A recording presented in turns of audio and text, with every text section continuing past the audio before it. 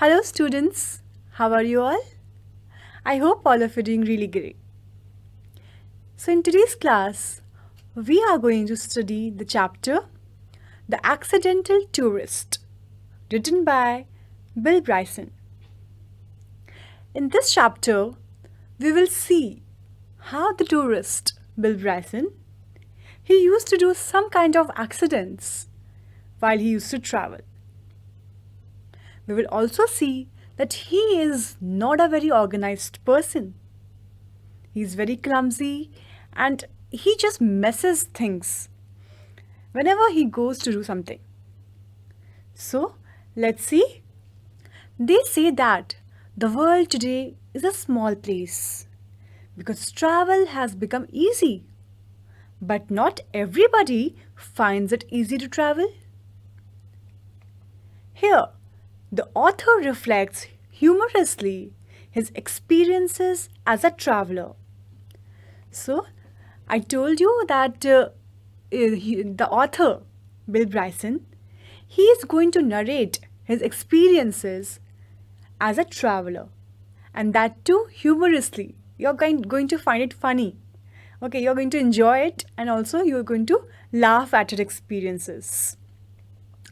World today is a small place. People say the world is getting smaller. So it doesn't mean that it's getting smaller in size. Rather, we say that it is getting smaller because it has become very easy to communicate with people living in some other part of the country. We can easily travel from one place to another, right? But not everybody finds it easy to travel. It is not everybody's cup of tea to travel easily. Some people find it really difficult, just like our author. So we will see how he travels and what are the problems that he faces while he is traveling. So let's begin the chapter. Of all the things I'm not very good at, living in the real world is perhaps the most outstanding. So the author is saying that there are many things that I'm not very good at. But the most outstanding thing in which he is not very good at is living in the real world. So you know that when we live in the real world, we do different kind of tasks. Sometimes we do multitasking, okay? At one point of time, we can do 2 or 3 tasks. But for the author, it is really difficult to carry on tasks easily. I'm constantly filled with wonder at the number of things that other people do without any evident difficulty that are pretty much beyond me. The author is filled with wonder that how some people can do some work with so much of ease without any evident difficulty. But it is very difficult for the author to do it. It is pretty much beyond him, beyond his capacity to do it. But other people do it without any difficulty. So this thing just confuses him, puts him at wonder that how people can do it. I cannot tell you the number of times that I have gone looking for the lavatory in a cinema, for instance, and ended up standing in an alley on the wrong side of a self-locking door. So the author is saying that he cannot tell you the number. Means he cannot recall how many times he has gone looking for the lavatory. Lavatory is washroom, okay? So he went for the washroom in a cinema hall and he ended up standing in an alley on the wrong side of a self-locking door, which means he was out of the cinema hall.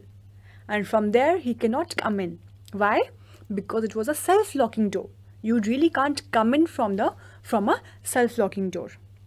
You can only come out of it. And you have no control. You cannot actually open it to get inside. So every time he went for looking for a washroom, he used to come out of the cinema hall and could not go in again. It's really funny, isn't it? And what is the meaning of alley, students? Alley is a narrow passageway between or behind buildings. Okay, as you can see in the picture, between 2 buildings there is an alley. a narrow passageway. My particular specialty now is returning to hotel desks 2 or 3 times a day and asking what my room number is. I am, in short, easily confused. So the author is now saying that his particular specialty now is returning to the hotel desk, to the reception again and again at a hotel, and asking that what my room number is, in which room do I stay. So his memory is not very strong, maybe. He's easily confused that in which room is he living. So he used to visit to the receptionist and ask that, can you please tell in which room am I staying? What's my room number? So he's saying that my personality is of a confused person. I easily get confused. I was thinking about this the last time. We went in family on a big trip. It was at Easter and we were flying to England for a week. So he's thinking about this. What is he thinking about? That he went in family. It's a French word. Okay, means with family. On a big trip. He went on a big trip. And it was during Easter. Okay. And they were flying to England for a week. And family means with one's family. When we arrived at Logan Airport in Boston and were checking in, I suddenly remember that I had recently joined British Airways frequent flyer program. So when he arrived at Logan Airport in Boston, when they were going to England, they arrived to Logan Airport and they were about to check in. He suddenly remembered that he had joined British Airways frequent flyer program. Frequent flyer program is like when you travel from the same airways or same airline again and again, you become a member of it, and with which you get some kind of benefits. You can get discounts or additional benefits. So he remembered that he has joined British Airways frequent flyer program. I also remembered that I had put the card in the carry-on bag that was hanging around my neck. And here's where the trouble started. So he also remembered that he had put the card. Which card is he talking about? The frequent flyer program card. Okay. He has kept this card into his carry-on bag, which he was hanging around his neck. And at this point, the problem has begun. The trouble started. So you can see that there's a carry-on bag around his neck. The zip on the bag was jammed. So I pulled on it and yanked at it with grunts and frowns and increasing consternation. So what happened? The zip on the bag was jammed. Means it was not easily opening. Okay. So he started to pull on it and yank at it with grunts and frowns and increasing consternation.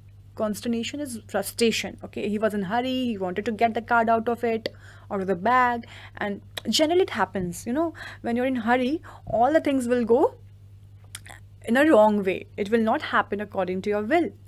So when he was in a hurry, he wanted to take out the flyer program card, his zip of the bag was jammed. Yanked at it means he pulled with a jerk. So when something is not opening, you try to put your force into it. You try to pull it with a jerk. Consternation. Consternation is a feeling of anxiety, frustration. Grunts. Grunts means to make a low, rough sound. So, which means that when you're trying to put your force into something, it automatically happens that you make certain kind of sounds. So this is being referred to as grunts here. Okay, let's see what happened next. I kept this up for some minutes, but it did not budge. So I pulled harder and harder with more grunts. So he kept trying to take the, to open the bag, but it would not budge. It would not move.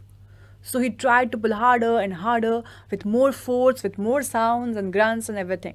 Well, you can guess what happened. Abruptly, the zip gave way. The side of the bag flew open and everything within. Okay, so you can see the meaning of abruptly is suddenly and unexpectedly. So, unexpectedly, what happened? The zip gave way. The zip opened. Okay, and the side of the bag flew open and everything within. And what were the things within it? Newspaper cuttings and other loose papers, a 14-ounce tin of pipe tobacco, magazines, passport, English money, film was extravagantly ejected over an area about the size of a tennis court. So what happened? The zip of the bag gave way and the bag opened suddenly and everything which was within it started to fall down. Newspaper cuttings, loose papers, tin of pipe tobacco, magazine, passports, or everything which was inside the bag has come out, has fallen out, okay, over an area about the size of a tennis court, which means about on a large area basically. Extravagantly means elaborately. Ejected is removed, okay. So you can see how everything from the bag is falling out. It's coming out and it's falling on the ground. Basically, he has created a mess in the airport. I watched dumbstruck as 100 carefully sorted documents came raining down in a fluttery cascade. Dumbstruck means he was so shocked or surprised as to be unable to speak. Fluttery means resembling flapping of wings by birds. So he was watching dumbstruck. He was shocked. He did not know how to react or what to do about it. A lot of carefully sorted documents, they were raining down in a fluttery cascade. Cascade is a small waterfall which is basically coming down step by step. I mean, on a rocky stones, you have seen that waterfalls. That is called as cascade. Coins bounce to a variety of noisy oblivions, and the now lidless tin of tobacco rolled crazily across the concourse, disgorging its contents as it went. The coins were bouncing here and there, they were making some noise. You know, when a coin falls, it makes some kind of noise. The coins were falling, it were making noises, and the tin of tobacco, which was actually a lid tin of tobacco, but now it has become lidless. The lid has come out. The tobacco tin was rolling crazily across the concourse and disgorging. Disgorging means to discharge, discharging everything in its contents. So concourse means the open central area in a large public building. And in this case, we're talking about the airport. Disgorging, I told you, discharging. My tobacco! I cried in horror, thinking what I would have to pay for that much tobacco in England. Now that another budget had come and gone, and then changed the cry to, my finger, my finger, as I discovered that I had gashed my finger on the zip and was shedding blood in a lavish manner. I'm not very good around flowing blood generally, but when it's my own, well, I think his tricks are fully justified. So earlier he started to cry that, oh, my tobacco. He realized that he has lost a good amount of tobacco at the airport. And he has to pay a good amount, a very big amount for that much amount of tobacco in England. So his mind has calculated how much extra will he have to pay for that tobacco in England. He has realized that another budget, unexpected budget, has come and gone.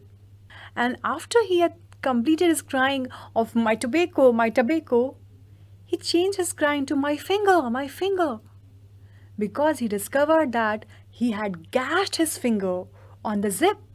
Gashed means to make a long, deep cut. He had cut his finger, and out of that was coming blood. Okay, the finger was shedding blood. And he's saying that I'm not very good around flowing blood. But when it's my own, his tricks are fully justified. So from these incidents, students, you can guess that how unorganized of a person he was. Okay, he was really clumsy. He did things which was not expected. Okay, he's a matured man. We expect them to behave in a very well manner, in a organized manner. But no, he was quite opposite of organized. Confused and unable to help, my hair went into panic mode. It was at this point that my wife looked at me with an expression of wonder, not anger or exasperation, but just simple wonder, and said, I can't believe you do this for a living. So, after he was so much confused and he was not able to help himself, his hair went into panic mode. Okay, his hair was all here and there, like he has just experienced a shock. So at this point, his wife looked at him with an expression of wonder. She's like in disbelief. And she was not angry, she was not irritated. Exasperation means irritation. But she was just in simple wonder. She was in disbelief. That how can a person do this for a living? How can be a person so confused to do such things at the airport? She was like really in wonder. But I am afraid it is so. I always have catastrophes when I travel. Once on an aeroplane, I leaned over to tie a shoelace. Just at the moment, someone in the seat ahead of me threw his seat back in full recline and found myself pinned helplessly in the crash position. So you can imagine that what happened. He's saying that I'm afraid to say, but I'm really clumsy. I'm really a disaster when it comes to traveling. Okay, he always creates some or the other kind of disaster, and he can't help it. Though he tries to, to stop these disasters, but he can't help it. Once on an aeroplane, so he's telling us an incident that happened. Once he was traveling on an aeroplane, and he just leaned over. Okay, he got down to do what? To tie his shoelace. And just at that very moment, someone who was sitting in front of his seat, okay, he threw his seat back into full recline. So if the seat is like this, the back of the seat, the person who was sitting in the seat threw the back, okay, the back of the seat into full recline like this. And the person, okay, means author who was sitting in his own seat, who has just gotten down, leaned down to try his shoelaces, he found himself pinned helplessly in the crash position. So he had basically crashed. Okay, he was pinned down by someone who was sitting in front of his seat. So you can see in this picture, okay, one person is trying to lean back into full recline and he's tying his shoelace. And in this way, he was into a crash position. It was only by clawing the leg of the man sitting next to me that I managed to get myself freed. So, how did he free himself? He managed to free himself by clawing. Clawing means grasping. Grasping whose leg? The leg of the man who was sitting next to him. And he somehow tried and succeeded in getting himself freed from that crash position. So these incidents are telling us that he's not a successful tourist. He's a clumsy tourist. He's an accidental tourist. On another occasion, I knocked a soft drink into the lap of a sweet little lady sitting beside me. So what he did, he knocked a soft drink onto the lap of a sweet little lady who was just sitting beside him. So he is not able to control himself and he is not able to behave in a disciplined way. He's always messy. He's just doing disasters. So you can see in the picture that how he has spread all over the soft drink all over the lap of the lady. The flight attendant came and cleaned her up and brought me a replacement drink. And instantly I knocked it onto the woman again. So not once but twice. So once when the drink was all over the woman's lap, the flight attendant, the air hostess, gave him a new drink, a replacement drink for him to drink. But no, what did he do? He knocked it again onto the woman. So, like, this is really crazy. How can someone do it again and again? To this day, I don't know how I did it. I just remember reaching out for the new drink and watching helplessly as my arm, like some cheap prop in one of those 1950s horror movies, with a name like The Undead Limb, violently swept the drink from its perch onto her lap. So the author is also saying, I don't know how that happened. I don't know how I did it. I myself don't know how I did it. Okay, all he remembers is that he was reaching out for the new drink. He spread his hands out to take the new drink, and he washed his arm helplessly as if his arms are out of his control. He is not commanding his arm to do something. Okay, I know what my arm is doing. You know what your arm is doing because they are under your control. But the author is saying that no, my arm was not under my control. It was like some cheap prop in the horror movies in 1950s. So he's comparing his hand to the prop in horror movies. Because what happens? They are not in someone's control. They just move according to their wish. So he's also saying that my arm were not in my control. They were like some horror movie. It acted on its own way. I was about to take the drink, but my arm did not listen to me. It just took the drink from its place and has knocked it onto the woman's lap. So he's saying that I don't know how that happened. My arm was not under my control. It was like some horror movie, a scene in a horror movie, where you don't know what's going to happen next. So this is really funny, isn't it? Prop is generally a portable object which is used on the set of a play or a movie to make plays more realistic. Okay? They are part of a play. They are portable objects. So when you see a drama or a movie, there is a joker, and joker is using a cap or a stick. So that can become a prop for the joker. The lady looked at me with the stupefied expression you would expect to receive from someone whom you have repeatedly drenched. The lady was really angry. I mean, anyone would be, right? If someone is okay, first time we can excuse the person because we can think, okay, it was a mistake, and mistake can happen from anyone. So you can excuse the person. But no, it did not happen once. It happened twice and repeatedly, instantly. Drenched is to get wet. Okay, so she gave a very angry expression to the man. Stupefied means astonished and shocked. She was also shocked that how can a person do the same thing, same mistake again and again, and uttered an oath that started with oh and finished with sake, and in between had some words that I have never heard uttered in public before, certainly not by a nun. So, the author is trying to say that the woman was abusing him. Nobody has used those kind of words in a public place, and certainly not by a nun. Okay, so nun is a kind of a holy person. So, they will never say such abusive words in public. So she was really angry and she started to abuse him on the flight, on the aeroplane. It was really comedy situation for the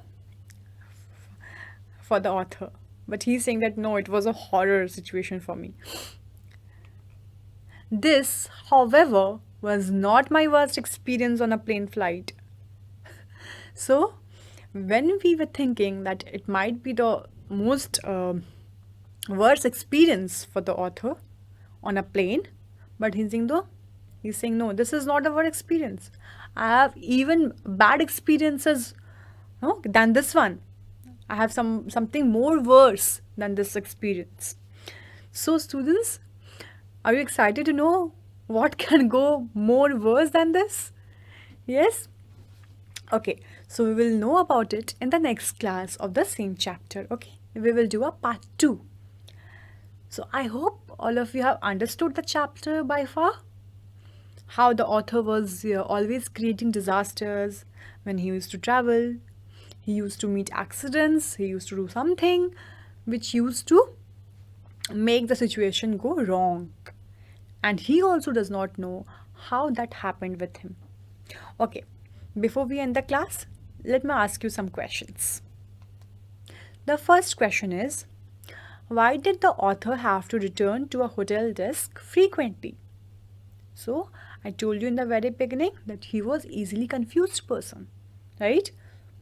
I hope all of you know the answer.